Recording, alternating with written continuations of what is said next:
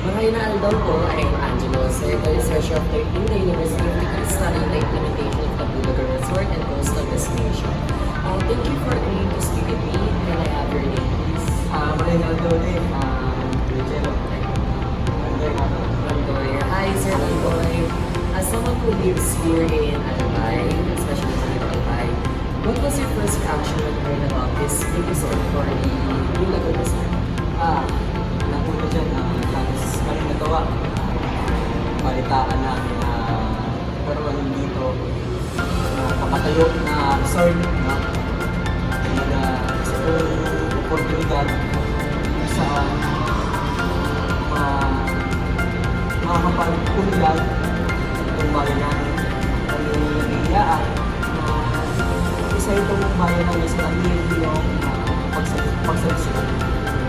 We're very glad na you take the resort, the upcoming resort, as a opportunity for the Mayo Albay. And based on your experience, what do you think is the most beautiful part of the Bulacan that you must protect at all costs during the construction? Or yung mga bagay na kailangan namin protektahan while constructing the resort, yung mga environment, or kung ano man ang kailangan namin protektahan aside from Kung nakikita mo sa geography ng Maputo Albay, tubig dagat namin, siyempre yung hot springs namin.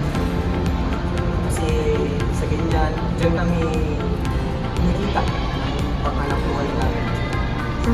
So dapat, may mga dapat ilapin mo. And yun yung ano namin, yung parang yung mas papakita na ito yung Maputo Albay. Nabanggit mo nga yung yung mga skills which aligns with the study on environmental sustainability kasi na aside sa paggawa namin ng resort sa Bulacan Resort na kailangan din namin mahalaga ang environment ng Albay as well as pag-promote ng tourism or opportunities ng Albay when it comes to tourism as well. Aside from doon sa environment, if the resort offers jobs, are you or your neighbors interested in working there sa the Bulacan Resort? Or do you prefer to keep your current livelihoods? May mga jobs ba kayo na mas prefer nyo kaysa sa pag-work sa resort, or gusto nyo namang makuha yung opportunity na mapipigay sa inyo ng resort? Answer your question. Interesado kami. Kasi karamihan dito sa amin, kailangan ko iluwas sa Legazpi. So, kailangan ko magbiyahe ng isang oras. No? Kaya, sa akin pa tayong resort, sana wala rin. Interesado kami. Kasi dito sa amin, marami din nagtatanap ng trabaho. Yes, why not? Interesado kami sa ano niya, sa job. Matanong ko lang, anong travel time ng from Manila to Albay to Legazpi? Like, anong kailangan din sakyan? May mga challenges din ba na experience nyo kapag mag-travel from Manila to Albay to Legazpi? Ganda na. Kasi kung ito-compare na, Magneto, Legazpi. Kasi nakapaikot din eh. Dito yung Magneto, yung Legazpi. So basically, mga isang oras na. Kumbaga parang from Lugarda to Antipolo. Kaya jeep. Ang jeep may mga minibus din na pagyan. Regarding din sa travel, may mga road para for example, hindi maayos kaya nagpapagalan yung travel or okay lang naman din siya. Magpunong yung sa mga projects na ginagawa ng GA dito. So, yes. May improvements. Okay. How about the local businesses? For example, yung mga local markets dito sa Albay. Do you think, for example, the small sari-sari stores na available near the resort or the location of the resort or the fishermen here can benefit from the luxury tungkol dun sa mga local businesses natin, for example, sa stores or yung mga local markets. Ano po ba yung mga local markets na may dito sa Manila? Tama dami. Madami naman. So, Kasi sa paninta ko, sa pagkatayo ng resort, may malaking din yung iba. So, kuwari, itong resort na to, kapag bumilag sila sa amin,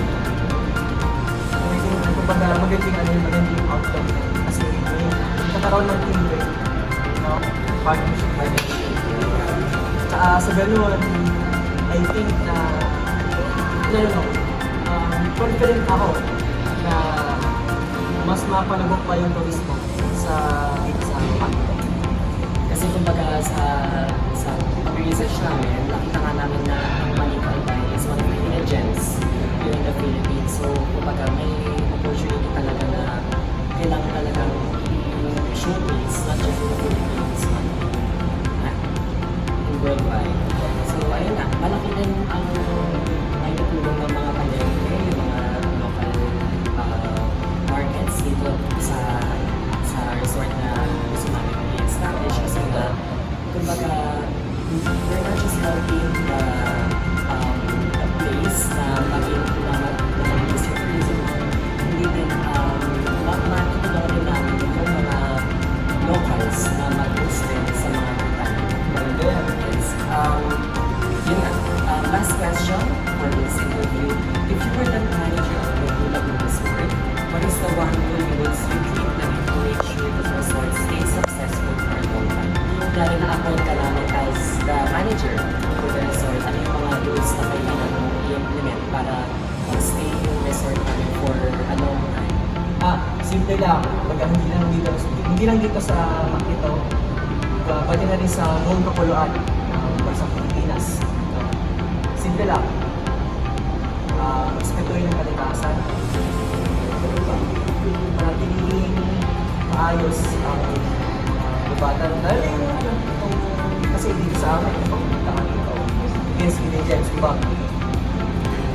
Beach, mga beach, ano pa, mga hot springs, no? Doon pa lang, dapat, para clear na natin yung tayo sa kalikasan. Kasi nga, kumbaga, ang hinahanap ko sa mga tourist is the future, Yes, dito sa Pilipinas, yung talagang yung mga natin, nature at saka tropical yung ano natin, diba? So, thank you sa mga nabigay mo sa amin answers. Diyos Mabalos, Saimo, your insights as a local recruiter, research artist, realistic. So, thank you so much po. Mas babalo sa inyo, sa imo, Maricelo. I hope nakatulong ako sa pag-aaral. Maraming salamat.